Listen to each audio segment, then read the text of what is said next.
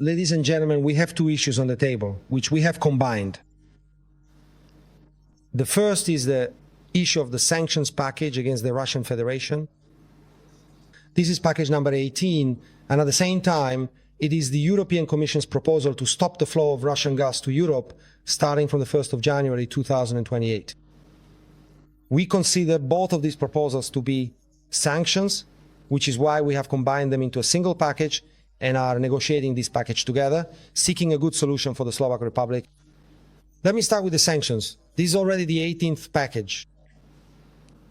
These proposed sanctions do not affect the interests of the Slovak Republic. You know my official position as well as that of the government of the Slovak Republic, which clearly states if there are any sanctions that would threaten the Slovak Republic and our economic and national interests, we will not vote for such sanctions. In this case, the 18th sanctions package does not affect the interests of the Slovak Republic. You know my opinion. We think it's already tragicomic that we are adopting the 18th package and still nothing is happening. The Russian Federation dominates militarily when it comes to Ukraine and is also strengthening economically. Despite this, there is still some notion in the European Union that the use of sanctions packages is a useful thing.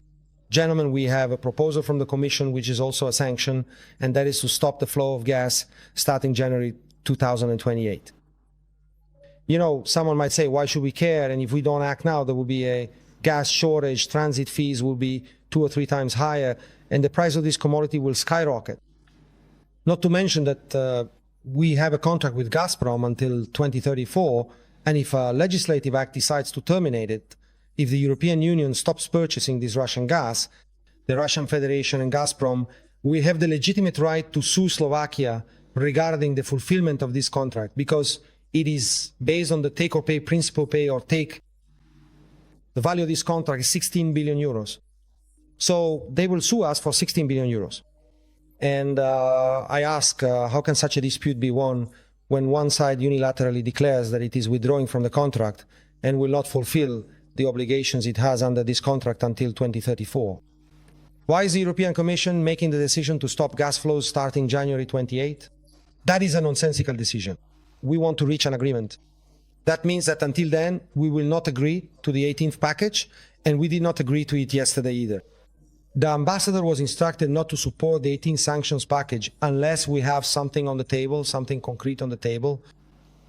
Today, we proposed to the Federal Chancellor that we would send him several proposals. Even though some communication with the European Commission is already underway, we want to resolve all of this by Tuesday. Also because the tension is rising significantly on all sides. Ukraine took 500 million euros from us when Zelensky stopped the transit of gas through Ukraine.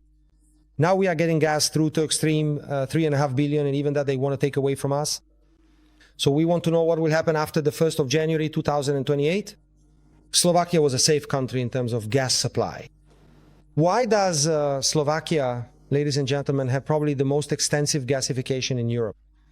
I almost don't want to say how much of the territory has access to gas. Households, homes, because we had safe and stable gas supplies from the Russian Federation. That's why we built the country this way. And now, because of ideological decisions, because of obsession, because of being against Russia, we're going to throw all of this away and be left dependent on whether someone will help us someday. If we at least get guarantees that after 2028 Slovakia can feel reasonably safe, then we can proceed to vote on the sanctions package. Otherwise, even at the cost of a huge crisis that would arise within the European Union, even at the cost of a massive crisis, just look at everything that has gone to Ukraine. So this is, in the context of their policy, about causing harm at any cost. To cause harm. Why on earth should we have to pay more because of Ukraine? It's all because of Ukraine. I'm sorry that there's a war there. I didn't cause a war. I truly regret it. If I take the total aid we've given to Ukraine and compare it to our GDP, we are among the biggest contributors when it comes to Ukraine. Now, of course, I'm also talking about other types of aid. Why should our people, our households, and our industry suffer because of the war in Ukraine? Can someone finally explain this to me? I'm not obsessed with Russia. I'm not. And I also reject the philosophy of the Iron Curtain, which is absolutely nonsensical. So we are under enormous pressure, but at the same time we are also creating pressure because we are saying, sorry, we will not vote for the 18th package. They've started, and I'm nervous about this issue from morning till night, because we simply cannot lose 100 to 0. We cannot lose 100 to 0. That on the 1st of January, the gas will stop flowing and Slovaks do whatever you want.